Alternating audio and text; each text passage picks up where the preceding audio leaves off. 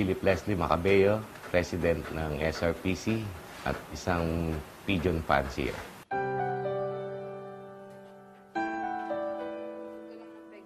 Nag-start ako magkalapati year 2000.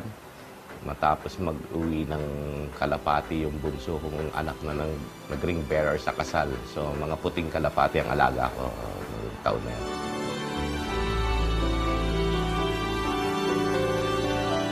Nung nag-start ako magkalapate, bihira na ako lumabas ng bahay eh.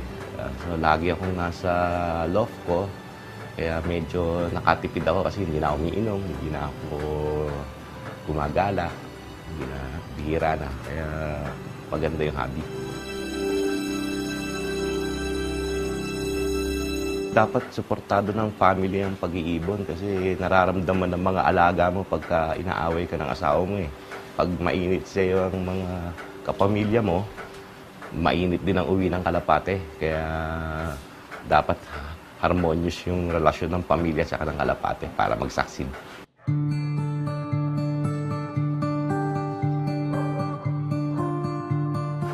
Hanggang ngayon, meron pa akong ibon na 2001. Gift bird sa akin ni Mantom. Ang bloodline niya is Percy Brown. Bali, dito nagsimula lahat sa 2001 na cock na to, galing kay Mantom. 14 years old na siya. Nag-produce ng Batanes Champion to, kaya favorite ko yung line na to, kay Mantom. So far, yun ang naparami ko. Kaya marami siya ngayon. Ito ngayon yung blue bar na magiging breeder ko. At si Batanes Champion. Favorite ko talaga blue bar. Ewan ko kung bakit blue bar. Parang napakalinis niyang tignan. Kaya more on blue bar ako. Malayo kasi yung race eh. 700 plus kilometers. Nag-iisa siyang umuwi. Nag-iisa siyang nag-clock. Kaya mahal na mahal ko na to. Yung mga cock medyo maganda sa north. Pagka lalaking kalapate, medyo advantage sila sa north kasi patag lang yan eh.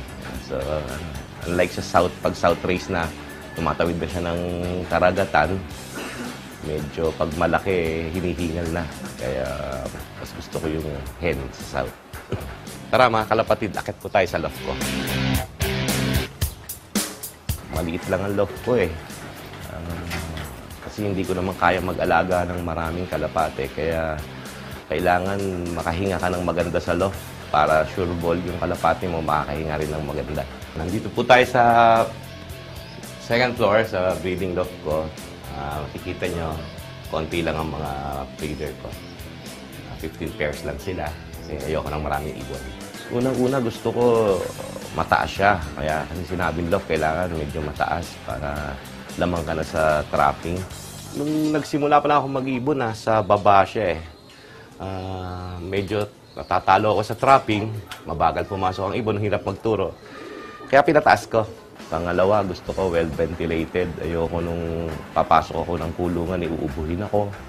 Ayoko nung madudumihan ako. Kaya gusto ko talaga malinis ang loft. So ito yung manual na tambiolo. Dito nalilinis ang grains natin na ipapatuka sa ibon. Pag may panlinis tayo, may advantage na tayo at siguradong malinis ang tutukay ng alaga natin. Yun ang sikreto sa pagkakalapate. Kailangan malinis ang patuka, malinis ang tubig, malinis ang perch nila, malinis lahat. Pati hangin na hihinga ng ating ibon, kailangan talagang malinis. Ang nakakatuwa sa pag-iibon na yung makita mo silang dumarating. Nawawala lahat ng pagod mo, yung inip mo. Oras na makita mo silang sumisisid na at bababa sa landing board, magta-trap, satisfying yung pakiramdam.